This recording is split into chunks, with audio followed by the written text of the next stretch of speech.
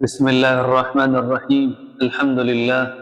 والصلاة والسلام علی سیدنا رسول اللہ صلی اللہ علیہ وسلم۔ ناظرین کرام،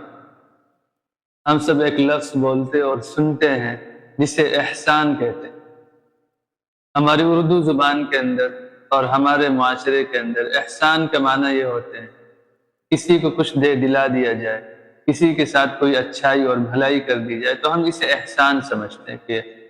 فلاں نے فلاں پر احسان کیا۔ لیکن عربی زبان کے اندر اور ہماری دینی اصطلاح میں احسان کا ورڈ اصلاً اس معنی میں آتا ہے کہ کسی بھی عمل کو اس کی سب سے اچھی صورت میں سب سے اچھے طریقے سے انجام دینے کی فکر اور کوشش کی جائے۔ انسان کا عمل جتنے اچھے انداز سے کیا جائے گا اللہ کے بتائے ہوئے طریقے کے مطابق، اس میں اسی قدر احسان زیادہ مانا جائے۔ اسی کی طرف اشارہ سورہ رحمان میں بھی اللہ رب العزت نے فرمایا کہ وَهَلْ جَزَاءُ الْإِحْسَانِ إِلَّا الْإِحْسَانِ، کہ حسن عمل کا بدلہ حسن جزا، یعنی جتنا عمل کے اندر احسان ہوگا اللہ کی جانب سے ملنے والی جزا اور انعام کے اندر بھی اتنا ہی احسان اور اتنی ہی بہتری ہوگی۔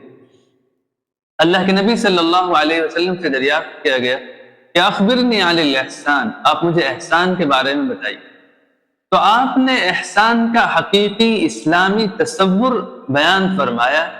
وہ یہ ہے کہ ان تعبد اللہ کأنک ترا، تم جب عبادت کرو اللہ کی تو اس طرح کرو گویا تم اسے دیکھ کر، فإن لم تکن تراہ فإنہ یراک، اگر تم اسے نہیں دیکھ رہے وہ تمہیں دیکھ رہا ہے۔ گویا اگر ہم اپنے عمل کے اندر احسان پیدا کرنا چاہتے ہیں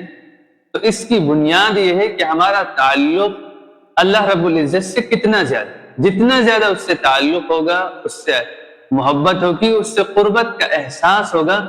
ہم اتنے ہی اچھے طریقے سے اپنے اعمال کو انجام دے سکتے ہیں اور اتنا ہی زیادہ اس کے اندر احسان پایا جائے گا۔ اس لیے ہمیں بھی اس صفت کو اپنے اندر پیدا کرنے کی کوشش کرنی چاہیے تاکہ بہتر سے بہتر طریقے سے اپنے اعمال اور نیکیوں کو ہم انجام دے سکیں۔ السلام علیکم ورحمۃ اللہ وبرکاتہ۔